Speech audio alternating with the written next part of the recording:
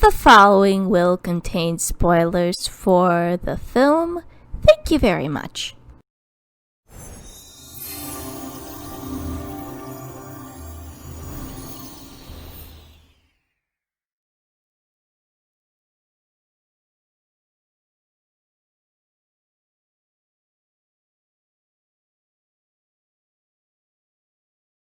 Hello!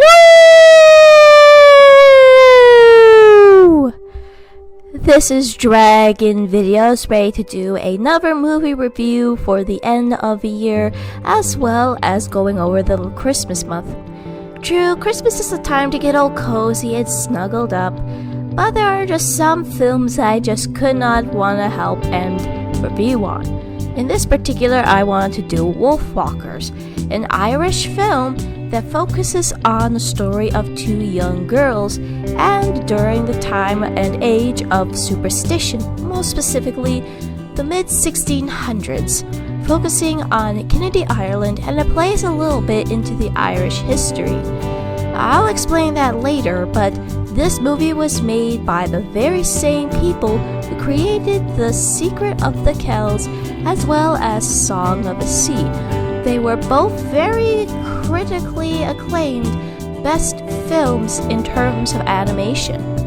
These well thought out stories are also a continuation of a new form of mythology that we've never even heard of before, and again plays Irish history. So the story focuses on some Irish farmers trying to cut down some trees so they could clear some fields before harvesting. That was until they were intercepted by a group of wolves, thus resulting in some major injuries by one particular farmer that wasn't lucky enough to get far away. It wasn't long until we're immediately introduced to the mythical creatures that revolve in the world. I'd probably want to say persons, but anyway, they're called Wolfwalkers. The capability of taking a form of a wolf as well as healing others. And the story focuses on a young girl named Robyn Goodfellow, who's the daughter of Bill Goodfellow, a famous wolf hunter. The duo moves over from England to Ireland in order to take care of the quote-unquote wolf problem. The thing is, though, the thing with Robyn is that she wants to help, but there are a lot of strict rules and regulations that prevent her from doing so. Most of them being brought under the Lord Protector, who wants to wage war on the forest and eradicate all the wolves that reside in it. Not only that, but he also keeps very strict regime on the Irish. So yeah, it's a very charming Irish town and a very charming story already. Anyway, the Lord Protector is based on an actual historical figure named Oliver Cromwell, who ruled over Ireland with a fierce fist. He was known to attack those that were of a different religion, and practically wanted to kill King Charles I.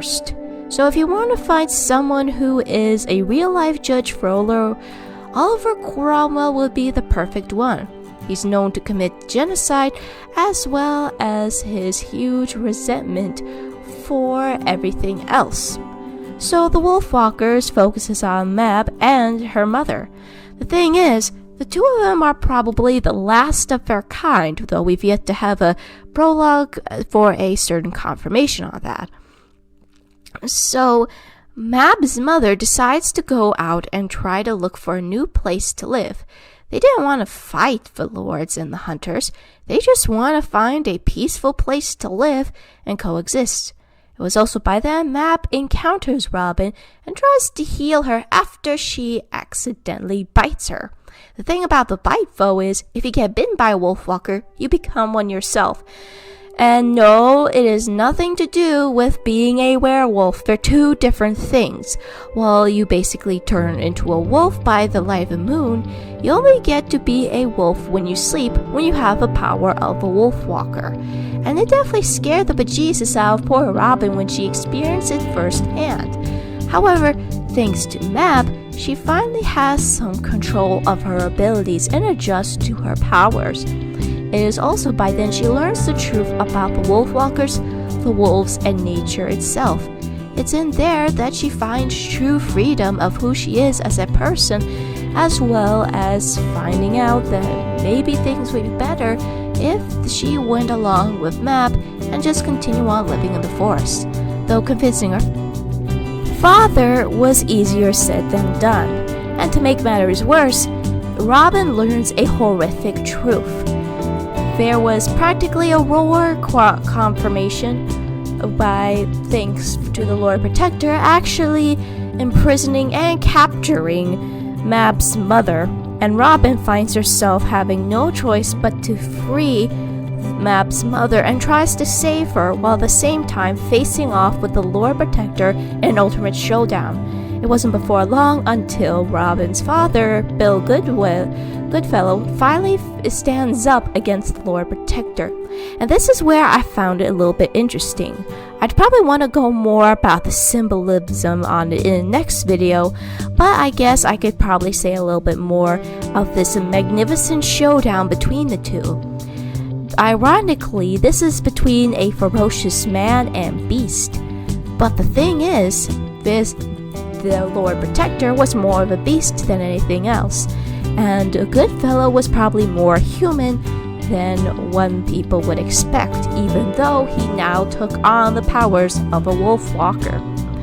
Finally seeing that there was actually magic that existed in the world, the Lord Protector finally committed suicide, and thus resulting in Robyn, Mab, and her mother finally leaving the world behind them and find their own freedom.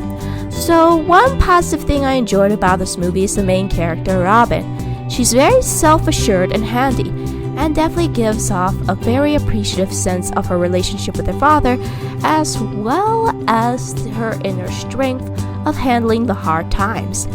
Many girls in her century wouldn't have that much girl power, but many of things I do appreciate again about this is that both she and Mab just bring more feminism to this film, as well as to the Irish culture, because Irish women were also strong during those hard and difficult times, and it's no wonder.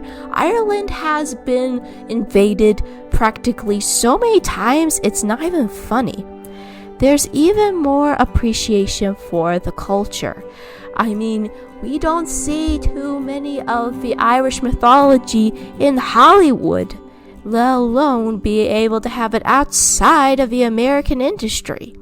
I mean, sure, we've had foreign films before, but when did we ever have films that focused on a country's mythology? And well written at that.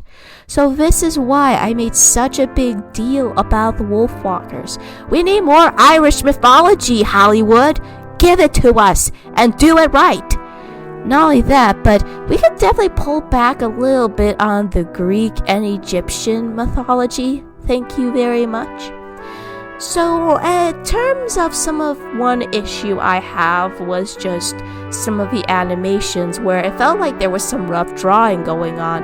It felt a little distracting, not to the point where it completely blows over the entire story and everything, but I noticed that on the animals every once in a while, and it does seem to kind of temporarily distract yourself from the smooth flowing animation, but that's just me. Anyway, Wolfwalkers is a very cherished film that I feel like emphasizes the theme of acceptance, love, as well as the power to face off against oppression, even if it isn't easy. Again, this one also focuses on Irish mythology that we don't see too often in today's society, and I feel like, as a whole, this could be the closest thing to keeping some of that culture alive. So anyway, Wolfwalkers I would recommend to a lot of people. So folks, this is it. This is my final wrap-up of the video. Please feel free to subscribe, do a like, and also do a comment of what other films you'd want me to review. Bear in mind, I do not do horror films. Thank you, and happy holidays, everyone!